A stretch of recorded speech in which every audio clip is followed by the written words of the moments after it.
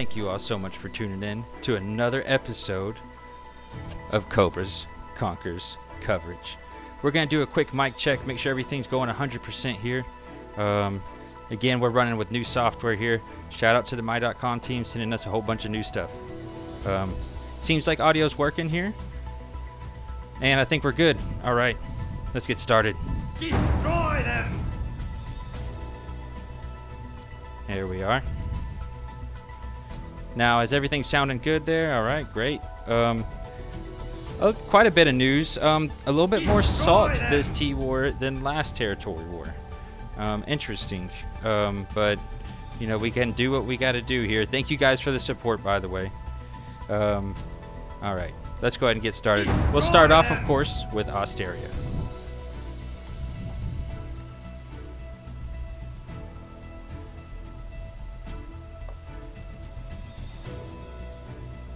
Destroy them! All right, and I am being told there is a little fuzz on the screen here as far as the green screen, but it's all right. It'll work itself out. Osteria. We're rounding the near of the season, into the near season, whatever, into the season. And a lot of new players are coming in. They just saw this trailer for next season. They said, that game looks cool. It's free. I want to try it. Where are they going to come? Osteria. And I think moving into the next season, we'll see more of this craziness in Osteria. Now, obviously, there's not a lot of T-Wars left. There's a drill war going into the last official T-War. So it'll probably be messy again, if I had to guess. But coming from the south here, Noodlehead's actually pushed into the north, claiming a big portion of the land here. So shout out Noodleheads. That's a pretty big Austerian attack there. It takes a lot of coordination. Well played. We actually see Thoys take Dry Welder.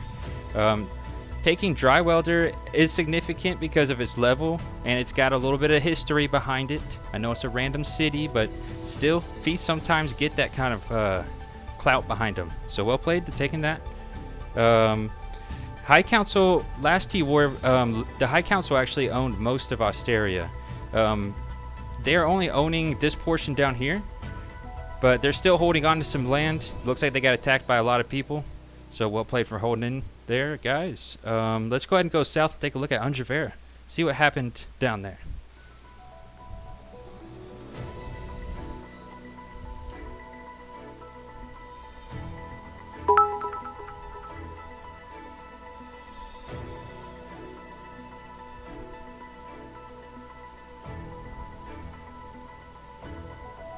Thank you again for the support, guys. I'll make sure to thank everybody right after the segment here. I actually can't even really see from where I'm standing.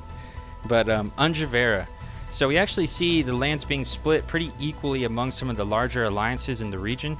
I wasn't expecting it to be so evenly cut this late into the season, but it's hard to tell. Every season's different, but in some ways they're the same. Anyways, Dragon Banner holding a good portion of the land in the northern part of Unjavera here, locking it down.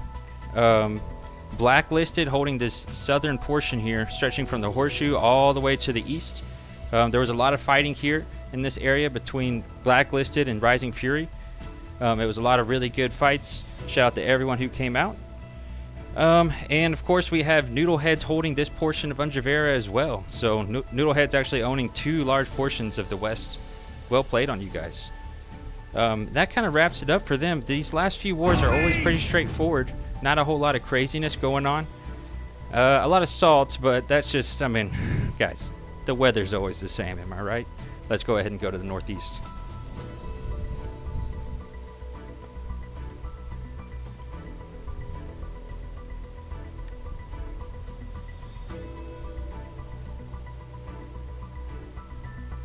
There we go.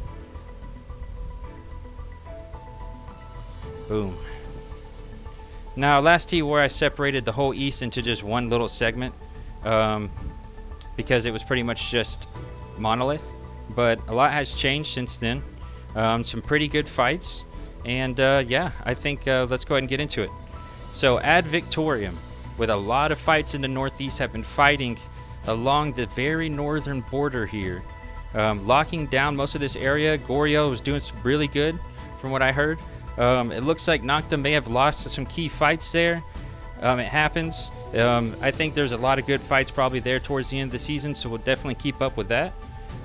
Iron Empire actually pushed into the region. They're actually owning a good portion of the land here, with Beskar Knights actually pushing into the west part here against Aegir's Tide. So a lot of fighting actually. I wasn't expecting it to calm down, but I wasn't expecting it to get crazier too, and it did. So definitely well played to everybody out there. Let's take a look at the southeast now.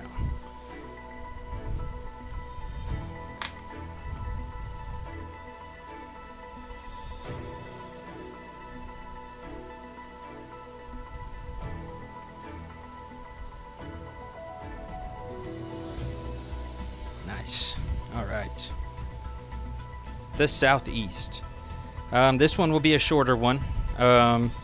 Basically, Iron Empire controls a large portion of the southeast region. That and Monolith. Beskar Knights still have this pocket here, with some more land here being split up. There was a little bit of back and forth, I think.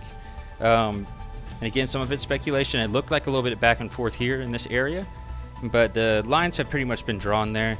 And we're so close to the end of the season now, I don't know if we'll see too much more action in the southeast. It looks like most of the action will be in the northeast, but we'll continue to obviously watch how that develops. And now we go to the Borderlands. This is where some of the drama happens. And I have to do a little, I'm going to acknowledge the drama. We're not going to get into it, but regardless, let's go ahead and move forward.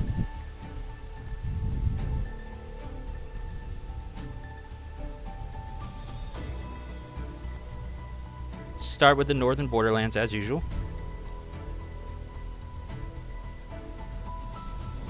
There we are. Boom. Okay. All right.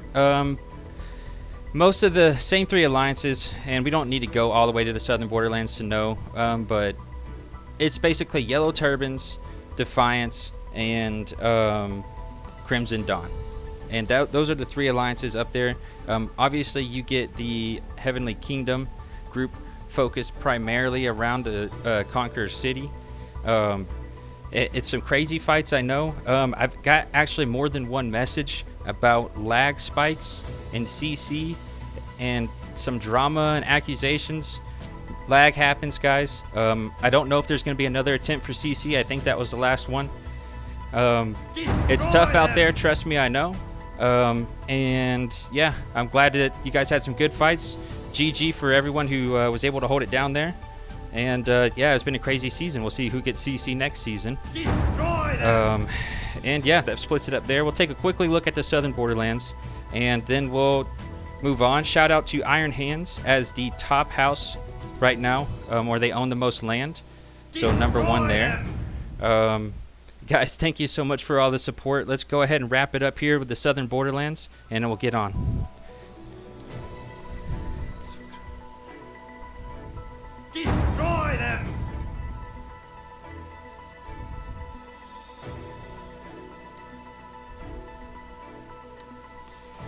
All right, wrapping it up. The southern Borderlands. Destroy them! What can I say? Yellow Turbans pretty much owns all this.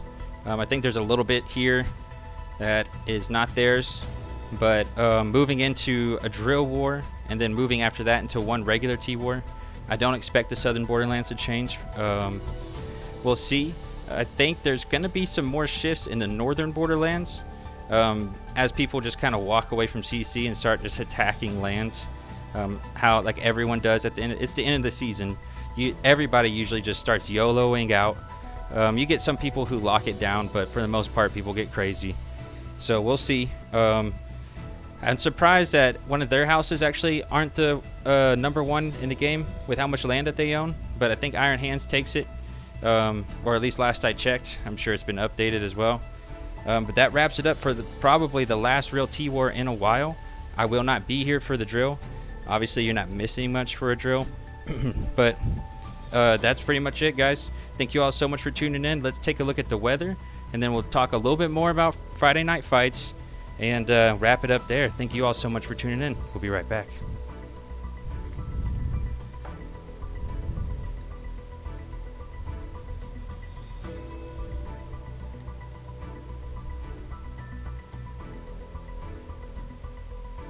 Weather's always the same, guys, is it not?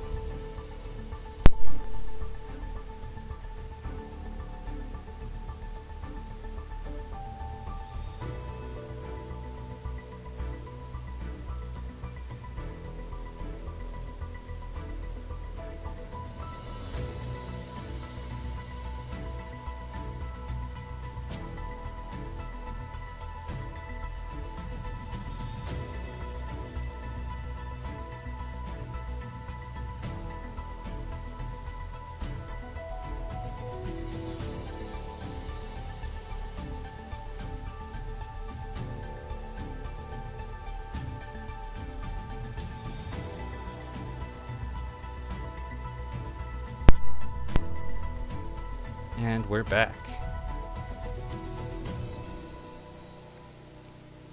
Now, on to this important message. And we're back. Hello, everyone. Thank you for tuning in. Another great territory war. Another one for the books. How did we come to this? It's been a season-long endeavor, and we got another crazy one right around the corner. Thank you all so much for tuning in. Special shout out to Senpai supporting so much with all his subscriptions. You too can subscribe, but for free. With Amazon Prime, you can get Twitch Prime for free. Just link your accounts together and then you're good. Free.